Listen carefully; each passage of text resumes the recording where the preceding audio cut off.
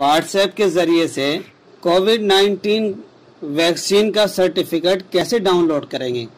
ये सबसे पहले नंबर पर आपको एक ये व्हाट्सएप नंबर सेव करना होगा। क्या है? 9013151515। तो सेव करने के बाद अब लिखना होगा आपको कोविड सर्टिफिकेट। कोविड सर्टिफिकेट लिखने के बाद आप ये मैसेज भेज देंगे, यानी टाइप करके सेंड कर देंगे।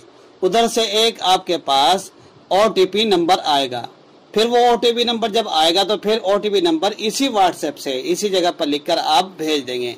फिर उसके बाद उधर से सर्टिफिकेट आ जाएगा, आप डाउनलोड कर सकते हैं।